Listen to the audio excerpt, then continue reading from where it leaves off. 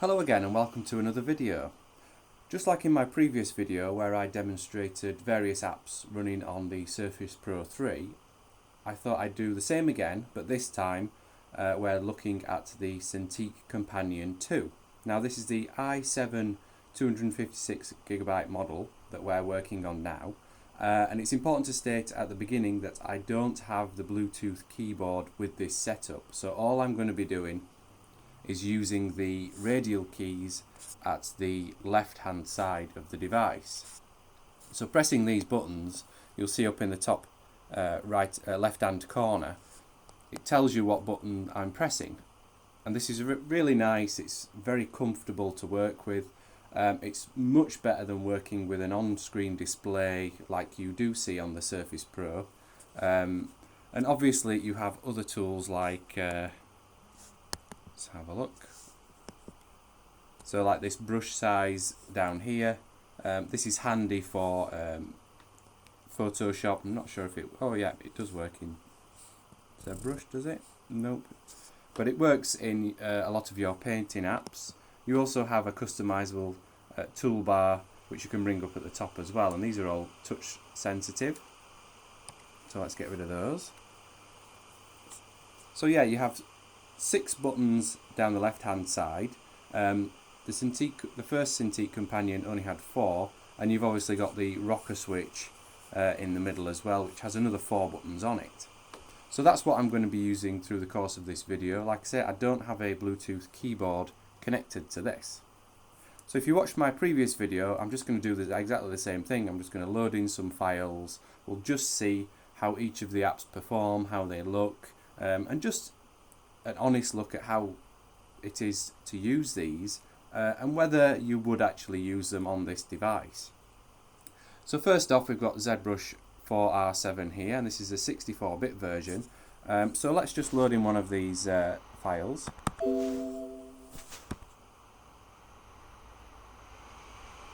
So here we have the mech, which we did look at previously. If I rotate around, you see it's the performance isn't too bad. And again, like my previous video, a lot of these apps run a lot smoother in real life. It's just that the recording software is affecting the processing power. One other thing to note is, again, I'm using the microphone which is built in to the Cintiq Companion. Again, just to test it, just to see what it's like if you're planning on recording using this device as well. So it'll be interesting just to see what noises it picks up, how my voice comes across, and whether I'll be interested in using this for future recordings or tutorials or anything like that. So again, we have this guy here. Let's turn on polyframe. Where is it? There we go. So just like we did before, and performance-wise, I'd say this is probably on par with the Surface Pro. The only bonus is, I mean, obviously we've got a bigger screen size here. It's wider than the Surface Pro, so you can fit a lot more onto the screen. And obviously you've got the buttons at the side, which just make it a hell of a lot easier to work with. You know, you don't have the on-screen buttons which are taking up a portion of your screen. So let's switch to our Z modeler brush. Let's just play around with some of these. Extrude. There we go. So we can just happily edit this model.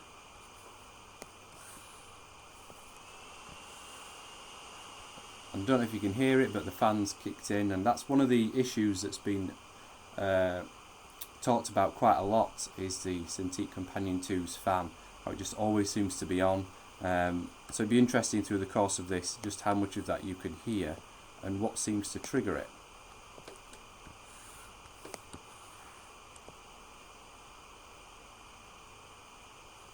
So as you can see, you could work quite happily in ZBrush just using the Z modeler brush.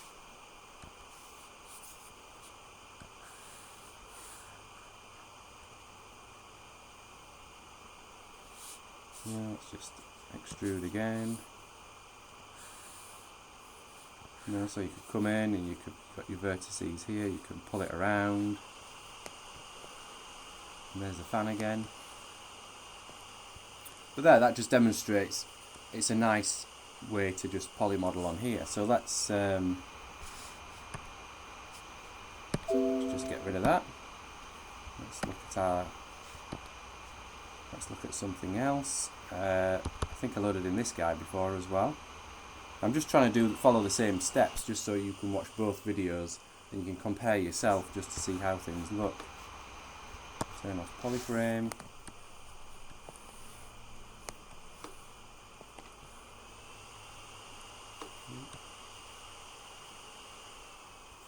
Let's get our standard brush. I have to say though, I think from what I remember, I think I'll have to go back and look at the video myself. I'm not sure whether it ran a little bit faster on the Surface Pro. Now, like I say, I'll have to test that and just see, but one thing that works really nicely with ZBrush on the Companion is just the pressure sensitivity. It's just so natural and it works really well. And if you work on a Cintiq normally, like I work on a Cintiq 24 HD, to work on that and then save your project out to Dropbox and then load it in on this while you're sitting on the sofa, or if you have to go out somewhere when you're working remotely, it's almost like you're just stepping away from your big Cintiq to like a mini Cintiq. The pressure works the same, you've got the buttons on the left hand side, you know, a lot of the settings are the same, so if you wanted to you could just export your settings from the desktop and bring them across to this. So that's one bonus to having a device like this. If you're a Cintiq user already, then the transition is very easy and very simple. The problem with having to learn on-screen keyboards is you have to set them up yourself, you have to spend a lot of time configuring them and playing around with them just so that you know, get the hang of it and just get comfortable with the way you work. And then some of them can be quite buggy, so you're always pressing the buttons and they're not registering, and you know, things like that. Having these hardware buttons on the left side of this device it's just brilliant. And I've used ZBrush quite a lot while I've had this Cintiq Companion 2, and it's just so nice to use. The only issue is the battery life. You know, when you're using ZBrush, you're looking at 3 hours, and that's about it. Let's load in something else. So I think previously we looked at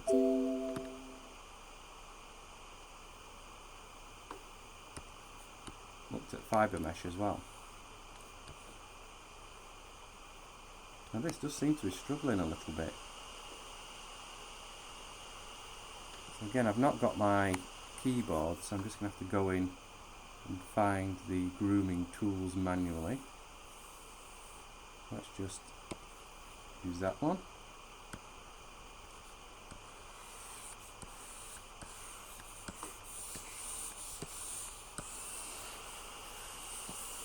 So that doesn't work too badly, but I do think performance-wise, I do feel like it did work a little bit faster on the Surface Pro. But then maybe because the screen size is bigger, maybe that's got having an impact on it, or maybe it is the recording software. But I have done some basic sculpting with this before. Let's just load in a Dynamesh sphere. This should be quite fast and straightforward.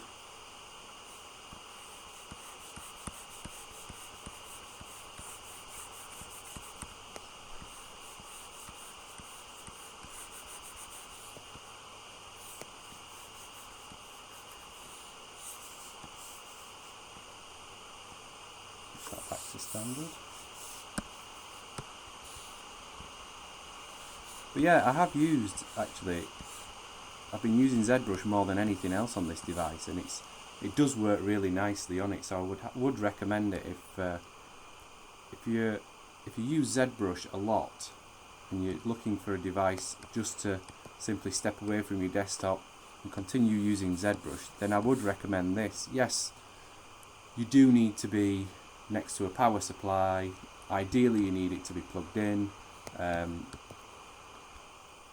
but I haven't found a similar experience when using ZBrush on any other device. It just does feel quite natural.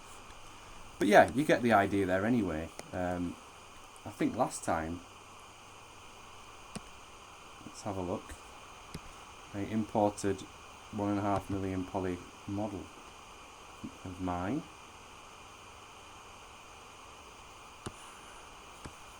So you see the performance is quite good.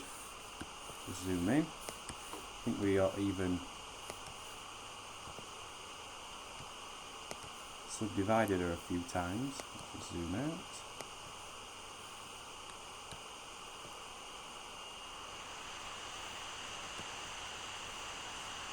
One, two,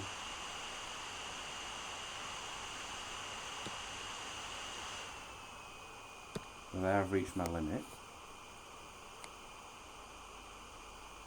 But up here we're looking at nearly 12 million polys. Now, see, it is struggling a little bit now.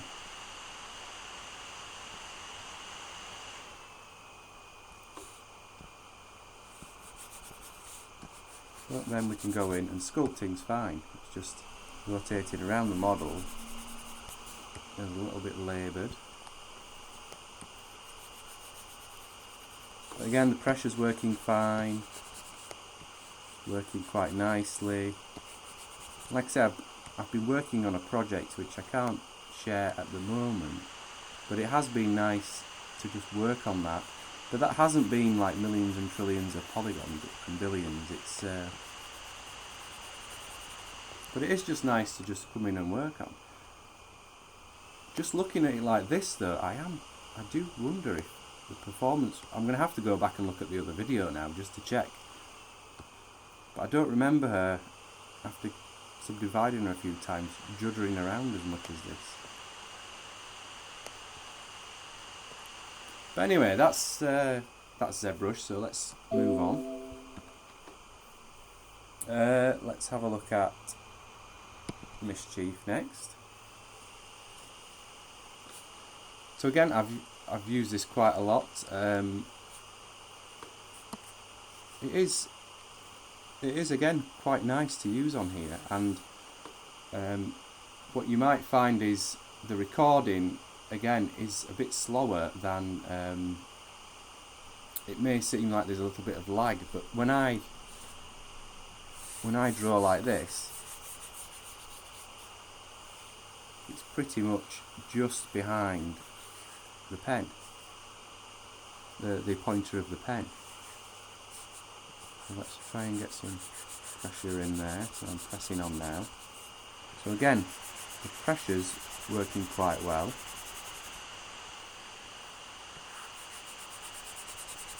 Like so, and I can do quite fast strokes. And now I'm looking at this now, I'm not sure what it's going to be like in the recording, but it's pretty slick, it's sticking very closely to the marks, and I can just draw really fast strokes, and it's being very responsive. Let's change the brush.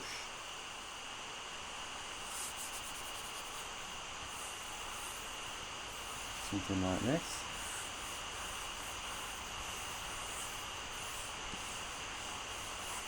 Now this has got a bit more of a lag on it, but again, this is the recording software having an impact on the processing power.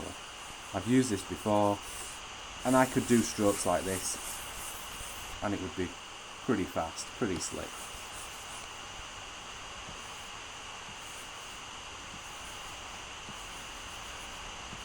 You know, so this is very nice to use, and you've also got the touchscreen, so we can zoom in and out, pan around.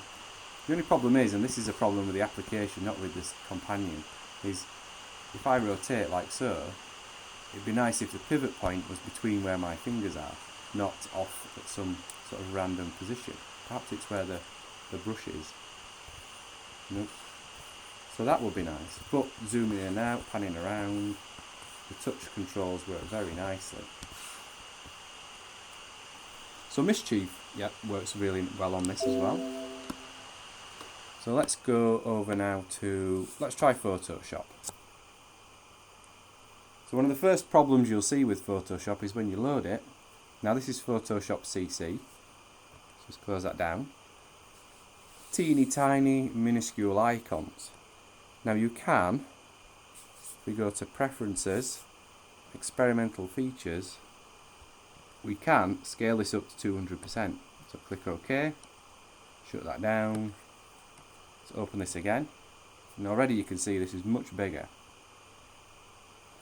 So this is it's much nicer to work with, but then all the windows are huge. So, you know, it depends. Do you want tiny icons, but more, you know, but then you'll get tiny windows, or do you get huge icons? I mean, these icons are quite a nice size, but then everything else is huge as well. So it would be nice to maybe have 150% scale, or have the option of scaling the different elements. But maybe that's just me. So let's just create a new A4 document. So this is quite a large document for printing at A4. Again, touch controls, not as smooth as Mischief. There's a bit of a lag on there. So let's just sketch something in, and obviously we've got these strips which we can use. We've got the brush size, so we can use that. And I think these are all customizable, these windows.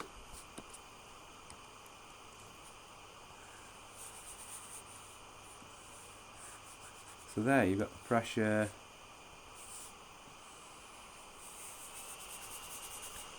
You know, so that's now affecting the opacity as well. Now I did find with Photoshop it wasn't as smooth as Mischief. There was a bit of lag. On a document this size, obviously I'm working on an A4 size here. Now it's not a deal breaker. You wouldn't think, oh, I'm not buying one because Photoshop's got a bit of lag behind it. But as I'm painting now, it's not too bad. If I do some quick strokes like so, it's not bad at all. It does a good job of keeping up. But I have found that Mischief is a bit faster. But then it's a more lightweight application, so it's where, you know, it swings and roundabouts really.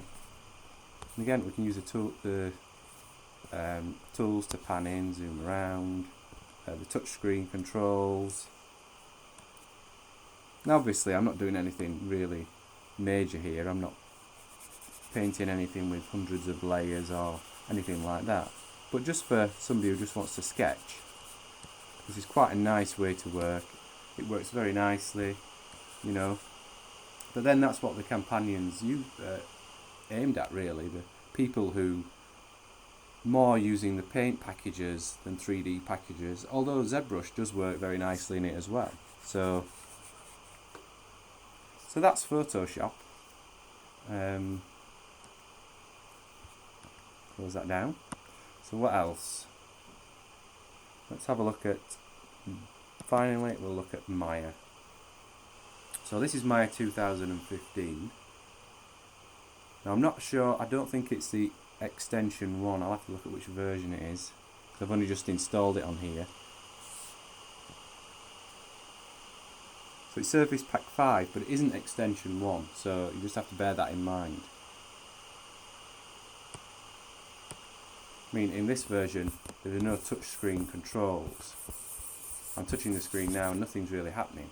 You'll also notice the UI is absolutely tiny, so it's getting used to working with a really small screen. But again, the keys at the left-hand side work very nicely.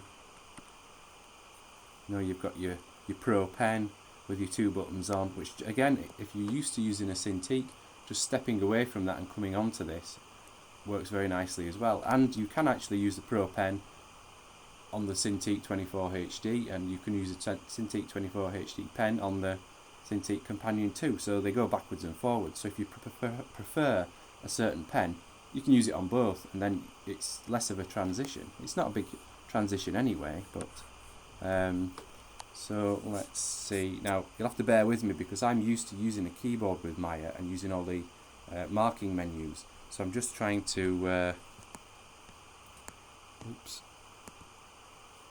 So let's just create polygon. Let's just create a cube. Like so.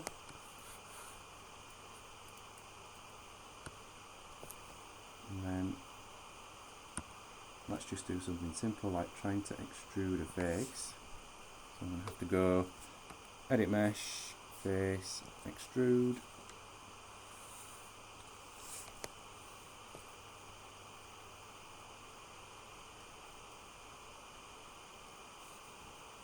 See, round about here I'd press G to repeat the command, but because I've not got the keyboard, I just have to go up, extrude again. So this, I mean, for low polygon modelling, it's working very well. The only thing is a tiny UI, but hopefully, I mean, May 2016 is likely to be out in the next few months, so hopefully, you know, they may be aware of this tiny UI issue on high density displays. You know, they may do something about it. They may include an option like Photoshop does. We can hope. So there, for basic low polygon modelling, you know, it's running very nicely.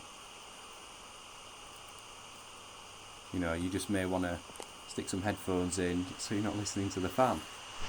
So let's shut that down and let's just do one final test. Let's bring in our Red Sonja model.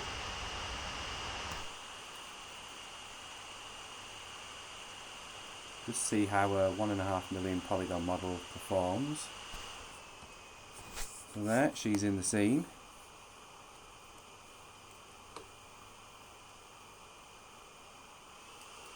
Yeah, I think rather than using the pen, I'd probably prefer to have the mouse and keyboard while I'm using this. I just feel like I'd probably be able to work much faster. But I do feel like I'd be able to work in this. Just select the model there. Just holding down the button trying to get. So let's select that. Go to our move tool and let's maybe enable soft select. And let's see what this moves around like. I'm moving it now and you can see it's not great with performance. It's a bit juddery. Let's try changing our viewport to default. I seem to remember this speeded up things on the Surface Pro. So it's slightly faster, not much. So it may be because it's displaying the wireframe at the same time. But again, you know, it is a 1.5 million polygon model. So I guess it depends what you're going to be doing on it. If you're going to be working with much lower polygon geometry, then you're going to be absolutely fine. Now I haven't tried animation or anything like that, but that might be a good test. But I suspect, you know, having used it, I've only used it a little bit, but I suspect so long as your geometry is not huge like this, then Maya will work absolutely fine. But again, I think this is an app where you do need a keyboard and mouse. So there, we've seen a handful of apps running on the Cintiq Companion 2. And I think I'm going to leave it there now. It's dragging on a bit, this video. I don't want to show anything else. The main apps that people have asked me about have been ZBrush, Mischief, Photoshop and Maya. So that's all those demonstrated.